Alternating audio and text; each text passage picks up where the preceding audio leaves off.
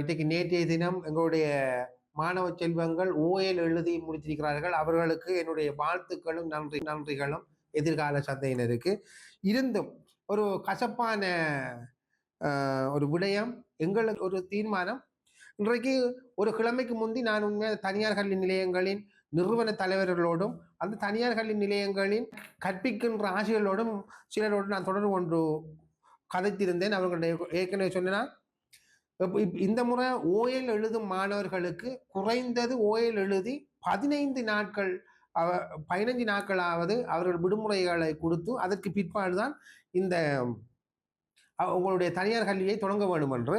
அதற்கு மாறாக எனக்கு நேற்றைய தினம் தொலைபேசி ஊடாகவும் தனியார் கல்வி நிலையங்களில் இப்படி 2 நாள், அதாவது சனிக்கிழமை நாளைய தினம் எங்களுடைய மன்மத நெறி பற்றி பிரதேச சபைக்கு உட்பட்ட கிராமங்களில் தனியார் கல்வி நிலையங்களில் இந்த மீண்டும் இந்த தனியார் கல்வி நிலையங்கள் ஆரம்பிக்கப்படுவதாக எனக்கு கிடைக்கப்பட்டிருந்தது. உங்களுக்கு அன்பு கட்டளை உங்களுக்கு தெரியும். நான் எடுக்கப்படுகிற நடவடிக்கை அனைத்தும் சொல்லப்படுகிற விடயங்கள் அனைத்தும் சரியாக நான் நடைமுறைப்படுத்துகின்றேன். இது என்னுடைய எதிர்கால சந்ததியினருக்கும் என்னோடு பயணிக்கிற தனியார் கல்வி நிலையங்கள், தனியார் கல்வி நிலையங்களில் கற்பிக்கின்ற ஆசிரியர்களுக்கும் என்னுடைய பணிவான வேண்டுகோள். மீறும் பட்சத்தில் என்னுடைய சட்ட நடவடிக்கை சரியான முறையில் மேற்கொள்ளப்படும்.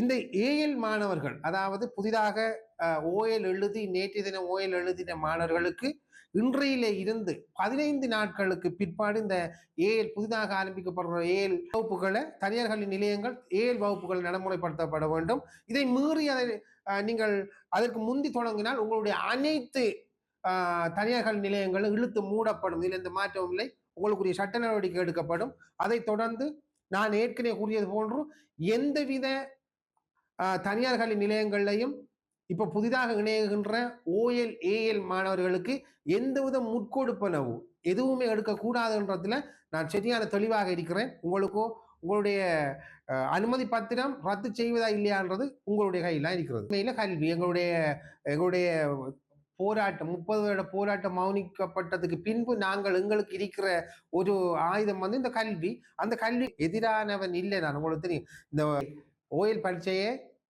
எழுதி முடித்திருக்கிறார்கள். அவர்களுக்கு எழுதி முடியாது பாரி ஒரு சுமை. அந்த சுமையை இன்னும் தூக்கி இயலாத கட்டத்தில் அடுத்தது ஏஎல் என்ற அந்த தனியார் கல்வி நிலையங்கள் நீங்கள் அந்த கல்வியை தொடர்வது எனக்கு மட்டும் இல்லை.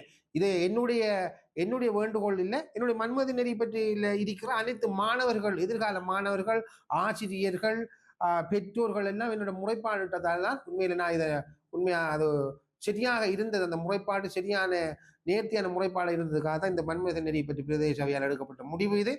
இதை மீறக்கூடாது. உங்களுக்கு தெரியும், மீறினால் என்ன நடக்கும் என்று. நான் சொன்னதை மட்டும்தான் செய்வேன். இது மக்களுக்காக, அவர் உடல் ஆரோக்கியத்தோடு சந்தோஷமாக அவர்கள் இருக்க வேண்டும் என்றதுக்காக, இந்த மாணவர்களுக்காக, கிட்டத்தட்ட 199% மாணவர்கள் வேண்டுகோள் தான் இது. அவங்களுக்கு 15 நாள் இடைவேளைக்கு பின்பாடு இந்த உங்களுடைய தனியார் கல்வி நிலையங்களை நீங்க திறந்து கற்பிக்கலாம். மீண்டும் நான் திரும்ப ஞாபகப்படுத்த என்னன்னு சொன்னா, நான் எங்களுடைய கல்விக்கு எதிரானவன் இல்லை. எங்களுக்கு இருக்கிற ஆயுதம் இந்த கல்வி செல்வம், இந்த மாணவர்கள், எதிர்கால சந்தையினர். எனக்கு இந்த நடவடிக்கைகள் நான் எடுக்கிற காரணம் என்ன, இது கல்விக்கு எதிரானவர்கள் இல்லை. நாங்கள் கல்வி வியாபாரிகளுக்கு மட்டும்தான் நான் எதிரானவன்.